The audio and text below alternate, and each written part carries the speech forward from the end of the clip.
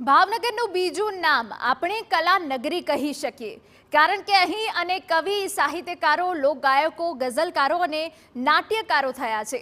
પરંતુ છેલ્લા પોણા 2 મહિનાથી યશવંતરાય નાટ્યગૃહ બંધ હોવાના કારણે કલા પ્રેમીઓને હાલાકી પડી રહી છે. કલા મંદિર ગણાતા સરકારના યશવંતરાય નાટ્યગૃહમાં જૂની ફાયર સુવિધા હોવાના કારણે તેને સીલ કરી દેવાયું છે. અહીં અદ્યતન ફાયર સુવિધા લગાવવા માટે આદેશ કરાયો છે, જેને લઈ પીડબ્લ્યુડી વિભાગે મંદ ગતિએ 9.45 લાખનો એસ્ટિમેટ પણ આપી અને તૈયાર કરી દીધો છે. અને યશવંતરાય નાટ્યગૃહના મેનેજરે એસ્ટિમેટ ગાંધીનગર ખાતે મોકલી આપ્યું છે, છતાં સરકારે હજી ગ્રાન્ટ મંજૂર નથી કરી.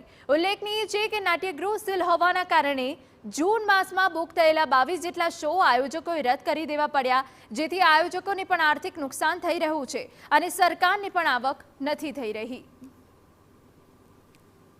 કલાકારોને સીધી જ અસર થાય છે સાહેબ આમાં તો, કારણ કે યશવંતરાય નાટ્યગૃહ એટલે નાનાથી કલાકારોથી માંડીને મોટા કલાકારો માટે એક મંદિર સમાન છે કે જ્યાં એ સામાન્યથી માંડીને મોટા પ્રોગ્રામો પણ થઈ શકે એવું મોટું સરસ નાટ્યગૃહ છે આપણું યશવંતરાય નાટ્યગૃહ.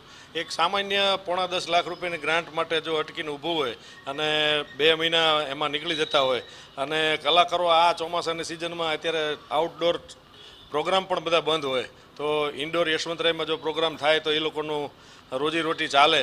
1.5-2 મહિનાથી આ યશવંતરાય નાટ્યગૃહ બંધ હોવાથી ભાવનગરના કલાકારો, આયોજકો અને ભાવનગરની કલાપ્રેમી પ્રેક્ષકોને ખૂબ મોટી નુકસાની જઈ રહી છે.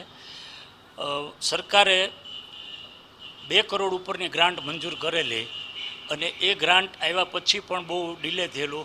માંડ સીએમ સાહેબના હાથે ઉદ્ઘાટન થયા પછી યશવંતરાય શરૂ થયું અને ત્યાં ફાયર સેફટીનો પ્રોબ્લેમ આવ્યો.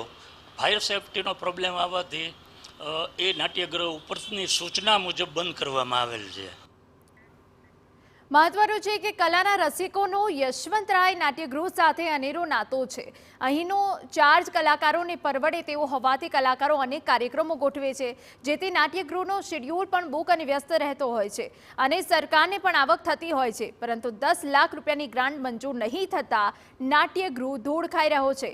આપને જણાવી દઈએ કે કોરોના કાળ બાદ નાટ્યગૃહ જર્જરિત હોવાના કારણે 4 વર્ષ બંધ રહ્યો. અનેક રજૂઆતો બાદ 1.25 કરોડની ગ્રાન્ટ મંજૂર કરીને રિનોવેશન કરાયું હતું. મુખ્યપ્રધાને ઉદ્ઘાટન પણ કર્યું હતું, પરંતુ હવે ફાયર સેફટીની અદ્યતન સુવિધાના અભાવે નાટ્યગૃહ બંધ છે. પબ્લિક ગેધરિંગ રહેતું હોય એટલે તકેદારીના ભાગરૂપે અત્યારે આપણે બુકિંગ બંધ કરેલું છે.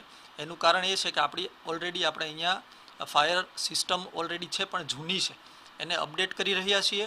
અને અત્યારે આપણને જે ફાયર વિભાગના અધિકારીઓએ આવી અને આપણને જે કાંઈ ફેરફારો સૂચવ્યા છે એ મુજબની કામગીરી માટે આપણે આરએનબી પાસેથી એસ્ટિમેટ માંગ્યું. તો આ મહિનામાં એણે આપણને એસ્ટિમેટ આપ્યું છે અને એ એસ્ટિમેટમાં જે એમણે ગ્રાન્ટની માગણી કરી છે એ આપણે ગાંધીનગર વિભાગ ખાતે આપણે મોકલી આપેલી છે.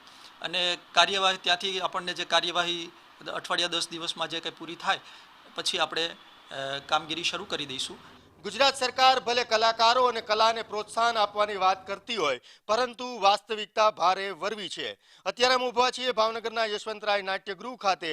આ નાટ્યગૃહ કોરોના સમયથી બંધ હતો અને ત્યારબાદ આ 4 વર્ષના સમય બાદ આને રિપેર કરવામાં આવ્યો. 1.25 કરોડ રૂપિયા જેટલો ખર્ચ કરીને આપ જોઈ શકો છો કે આ નવો નકોર અત્યારે જે નાટ્યગૃહ છે તે બનાવવામાં આવ્યો છે. પરંતુ છેલ્લા 1.5 મહિના પહેલા ભાવનગર મહાનગરપાલિકાના ફાયર વિભાગ દ્વારા આ હોલને સીલ કરવામાં આવ્યો છે, જેની પાછળનું કારણ અહીંયા જે ફાયર સિસ્ટમ છે તે જૂની છે, નવી સિસ્ટમ ફિટ કરવી જરૂરી છે. અહીંયાથી તમામ રજૂઆતો અને અરજી કરવામાં આવેલ છે સાંસ્કૃતિક વિભાગ દ્વારા, પરંતુ માત્ર પોણા 10 લાખ રૂપિયા જેટલી રકમ છે તે સરકાર મંજૂર ન કરતી હોવાને લઈને હાલ નાટ્યગૃહ છે તે ધૂળ ખાઈ રહ્યો છે, જેને લઈને ભાવનગરના કલા પ્રેમીઓ છે તે કલા માણી શકતા નથી, કલાકારો છે તે પોતાની કલા પ્રસ્તુતિ કરતા નથી અને ભાવનગરની કલા પ્રેમી જનતા ભારે નિરાશ થઈ રહી છે સરકારની અણાવડતને લઈને. કેમેરા પર્સન રાજેશ રાઠોડ સાથે અજીત